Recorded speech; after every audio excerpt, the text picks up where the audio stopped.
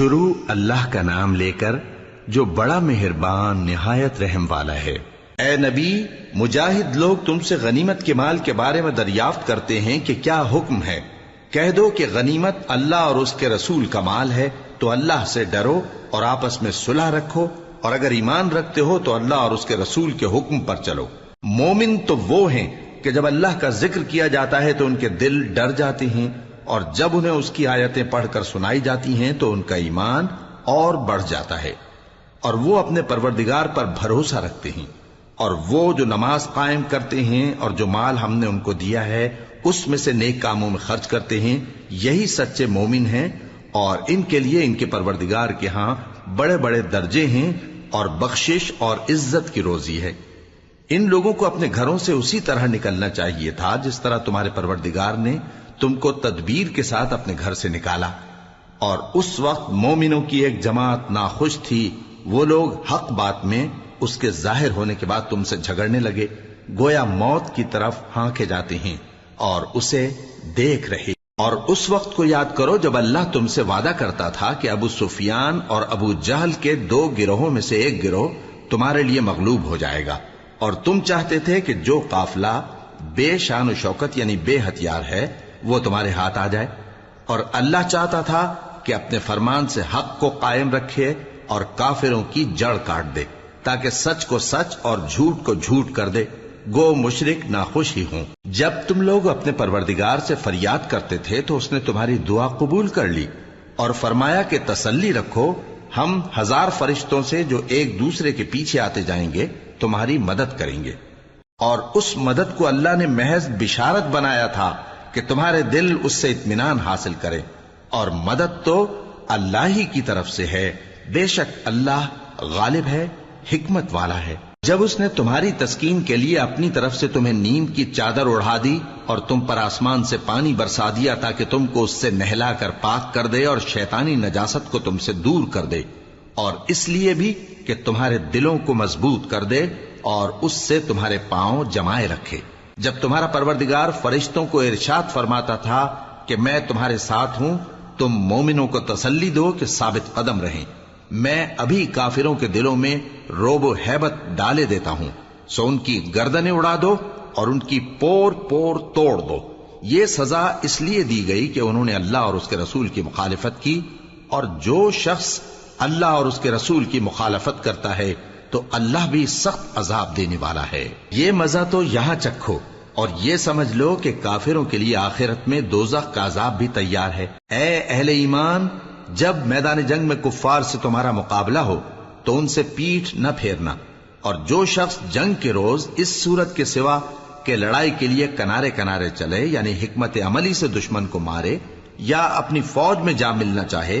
ان سے پیٹھ پھیرے گا تو سمجھو کہ وہ اللہ کے غضب میں گرفتار ہو گیا، اور اس کا ٹھکانہ دوزخ ہے،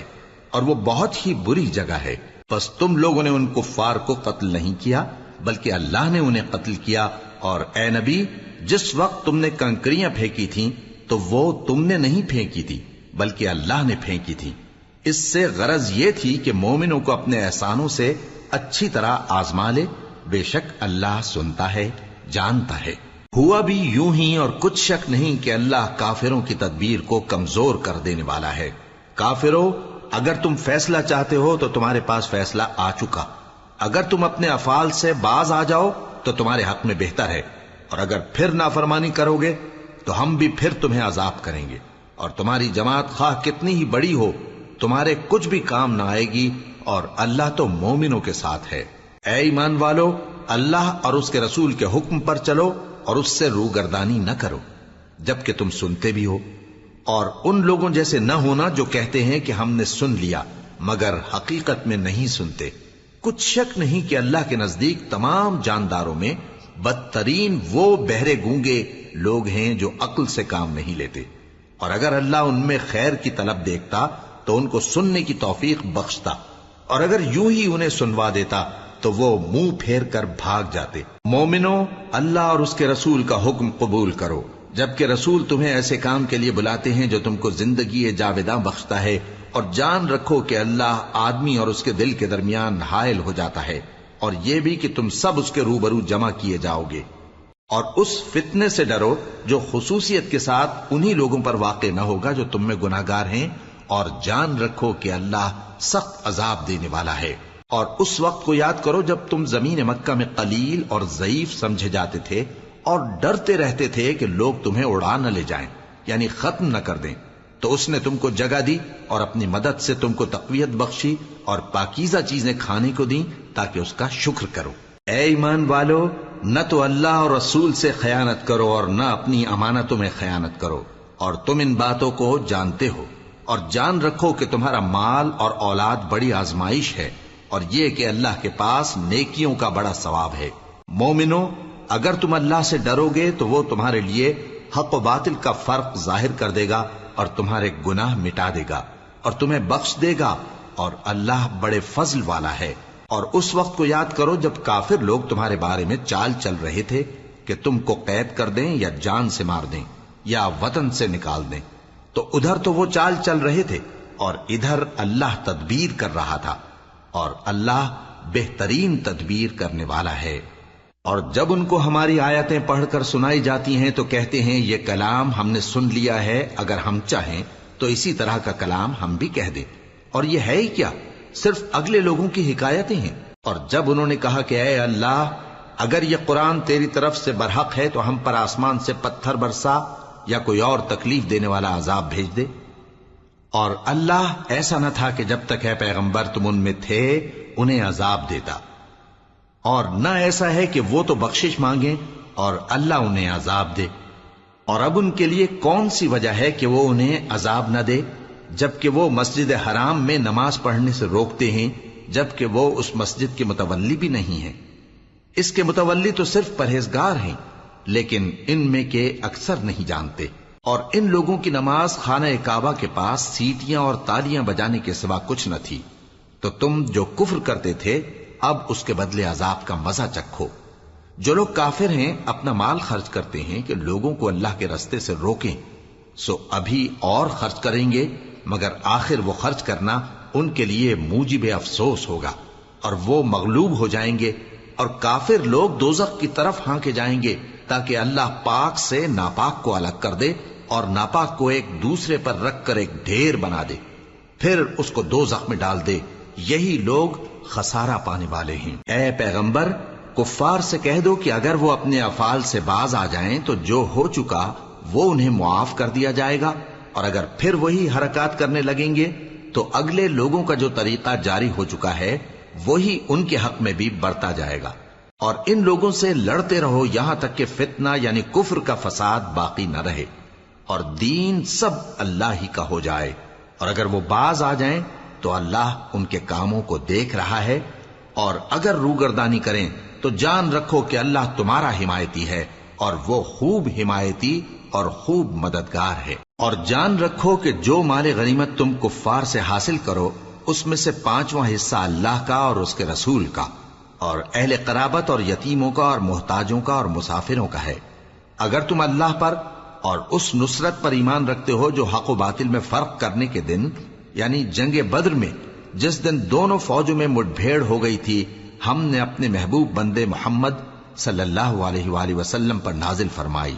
اور اللہ ہر چیز پر قادر ہے۔ جس وقت تم مدینے سے قریب کے ناکے پر تھے اور کافر دور کے ناکے پر، اور قافلہ تم سے نیچے اتر گیا تھا، اور اگر تم جنگ کے لیے آپس میں قرارداد کر لیتے تو وقت معین پر جمع ہونے میں تقدیم و تاخیر ہو جاتی، لیکن اللہ کو منظور تھا کہ جو کام ہو کر رہنے والا تھا اسے کر ہی ڈالے، تاکہ جو مرے بصیرت پر یعنی یقین جان کر مرے، اور جو جیتا رہے وہ بھی بصیرت پر یعنی حق پہچان کر جیتا رہے۔ اور کچھ شک نہیں کہ اللہ سنتا ہے، جانتا ہے۔ اس وقت اللہ نے تمہیں خواب میں کافروں کو تھوڑی تعداد میں دکھایا تھا، اور اگر بہت کر کے دکھاتا تو تم لوگ جی چھوڑ دیتے اور جو کام درپیش تھا اس میں جھگڑنے لگتے، لیکن اللہ نے تمہیں اس سے بچا لیا، بے شک وہ سینوں کی باتوں تک سے واقف ہے۔ اور اس وقت جب تم ایک دوسرے کے مقابل ہوئے تو کافروں کو تمہاری نظروں میں تھوڑا کر کے دکھاتا تھا اور تم کو ان کی نگاہوں میں تھوڑا کر کے دکھاتا تھا، تاکہ اللہ کو جو کام کرنا منظور تھا اسے کر ڈالے، اور سب کاموں کا رجوع اللہ ہی کی طرف ہے۔ مومنو، جب کفار کی کسی جماعت سے تمہارا مقابلہ ہو تو ثابت قدم رہو اور اللہ کو بہت بہت یاد کرو تاکہ مراد حاصل کر لو، اور اللہ اور اس کے رسول کے حکم پر چلو، اور آپس میں جھگڑا نہ کرنا کہ ایسا کرو گے تو تم بزدل ہو جاؤ گے اور تمہاری ہوا اکھڑ جائے گی، اور صبر سے کام لو کہ اللہ صبر کرنے والوں کا مددگار ہے۔ اور ان لوگوں جیسے نہ ہونا جو اتراتے ہوئے یعنی حق کا مقابلہ کرنے کے لیے اور لوگوں کو دکھانے کے لیے گھروں سے نکل آئے اور لوگوں کو اللہ کی راہ سے روکتے ہیں، اور جو اعمال یہ کرتے ہیں اللہ ان کا احاطہ کیے ہوئے ہے۔ اور جب شیطان نے ان کے اعمال ان کو آراستہ کر دکھائے اور کہا کہ آج کے دن لوگوں میں سے کوئی تم پر غالب نہ ہوگا اور میں تمہارا رفیق ہوں، لیکن جب دونوں فوجیں ایک دوسرے کے مقابل صف آرا ہوئیں تو پسپا ہو کر چل دیا اور کہنے لگا کہ مجھے تم سے کوئی واسطہ نہیں، میں تو ایسی چیزیں دیکھ رہا ہوں جو تم نہیں دیکھ سکتے، مجھے تو اللہ سے ڈر لگتا ہے اور اللہ سخت عذاب کرنے والا ہے۔ اس وقت منافق اور کافر جن کے دلوں میں بیماری تھی کہتے تھے کہ ان لوگوں کو ان کے دین نے مغرور کر رکھا ہے، اور جو شخص اللہ پر بھروسہ رکھتا ہے تو اللہ غالب ہے، حکمت والا ہے۔ اور کاش تم اس وقت کی کیفیت دیکھو جب فرشتے کافروں کی جانیں نکالتے ہیں کہ ان کے چہروں اور پیٹھوں پر مارتے جاتے ہیں اور کہتے ہیں اب آگ کے عذاب کا مزہ چکھو،